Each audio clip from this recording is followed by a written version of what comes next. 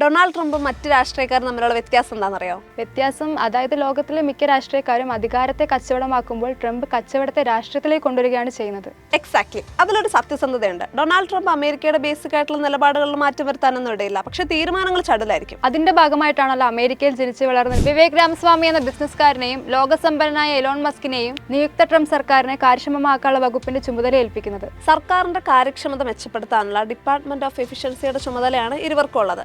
ട്രംപിന് സാമ്പത്തിക സഹായം നൽകുന്നതിലും പ്രചാരണത്തിലൊക്കെ മുന്നിൽ നിന്ന ആളാണ് ഇലോൺ മസ്ക്. പ്രസിഡന്റ് സ്ഥാനാർത്ഥിയാകാനുള്ള ശ്രമങ്ങളിൽ നിന്ന് പിന്മാറി ട്രംപിന് വേണ്ടി രംഗത്തിറങ്ങിയ റിപ്പബ്ലിക്കൻ പാർട്ടി നേതാവാണ് വിവേക് രാമസ്വാമി.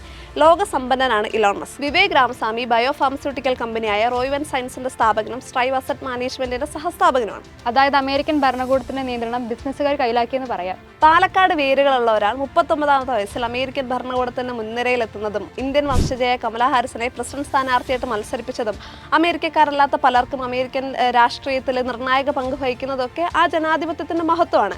ഇപ്പോഴും രാഹുൽ ഗാന്ധിന്റെയും സോണിയാഗാന്ധിന്റെ ഒക്കെ പൗരത്വം തപ്പി നടക്കുന്ന ഇന്ത്യയുടെ ഇടുങ്ങിയ രാഷ്ട്രീയമാണ് അമേരിക്കയിലെങ്കിൽ ഒരിക്കലും വിവേക് രാമസ്വാമിയെ ഓർത്ത് അഭിമാനിക്കാൻ നമുക്കൊരു അവസരം ഉണ്ടാകുമായിരുന്നില്ല. ട്രംപ് അധികാരത്തിലെത്തുമ്പോൾ എന്ത് സംഭവിക്കുമെന്ന് ലോകം കാത്തിരിക്കുന്നുണ്ട്. കുടിയേറ്റത്തിന്റെയും വിദേശ രാജ്യങ്ങളുമായുള്ള ബന്ധത്തിന്റെയും സൈനിക ഇടപാടുകളുടെയും ഒക്കെ കാര്യത്തിൽ ഇദ്ദേഹത്തിന്റെ നിലപാട് വ്യത്യസ്തമാണ്. അത്തരമൊരു മാറ്റമാണ് രാമസ്വാമിയുടെയും മസ്കിന്റെയും നിയമനത്തിലും ട്രംപ് പ്രദർശിപ്പിച്ചിരിക്കുന്നത്. വ്യാപാര വിജയം ഭരണവിജയമാകുമോ എന്നുള്ളത് വേറെ കാര്യം. എന്തായാലും കാര്യക്ഷമതയ്ക്ക് വേണ്ടി ഒരു വകുപ്പുണ്ടാക്കുകയും അതിന്റെ ചുമതല പ്രൊഫഷണലുകളെ ഏൽപ്പിക്കുകയൊക്കെ ചെയ്യുന്നത് നിർണായകമായ ഒരു പരീക്ഷണം തന്നെയാണ്.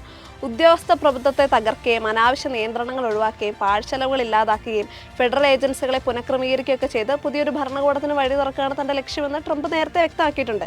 ഏതൊരു ഭരണ സംവിധാനത്തിന്റെയും പ്രതിസന്ധികളാണല്ലോ ഇതൊക്കെ. പക്ഷെ വിദ്യാഭ്യാസ കാലം മുതൽ ഇടുങ്ങിയ രാഷ്ട്രീയത്തിൽ പങ്കെടുത്ത് അധികാരത്തിലെത്തിയാലും അഴിമതിയും വർഗീയതയും മെല്ലെപ്പോക്കുമാണ് ഭരണമെന്ന് കരുതുന്നവർക്ക് ഇത്തരം പരീക്ഷണങ്ങൾ ദയിച്ചെന്ന് വരില്ല. അതെ, ഉദാഹരണത്തിന് അരനൂറ്റാണ്ട് മുൻപ് അന്നത്തെ സാഹചര്യത്തിൽ രൂപീകരിച്ച വനം വന്യജീവി നിയമം ഇന്ന് ആയിരക്കണക്കിന് പേര് വന്യജീവികളുടെ ആക്രമണത്തിൽ കൊല്ലപ്പെട്ടിട്ട് മാറ്റാൻ തയ്യാറാകാത്ത നമ്മുടെ സർക്കാരുകൾ തന്നെ. മുനമ്പ് മുതൽ കാശ്മീർ വരെ ഇങ്ങനെ എത്ര ചട്ടങ്ങളാണ് ഈ മഹത്തായ ജനാധിപത്യം മനുഷ്യരെ കുടുക്കിയിട്ടിരിക്കുന്നത്. എന്തായാലും വിവേക് രാമസ്വാമി എന്ന ഇന്ത്യൻ വംശജൻ അമേരിക്കയുടെ കാര്യക്ഷമത വർദ്ധിപ്പിക്കുകയും ഇന്ത്യക്ക് മാതൃകയാകുകയും ചെയ്യട്ടെ.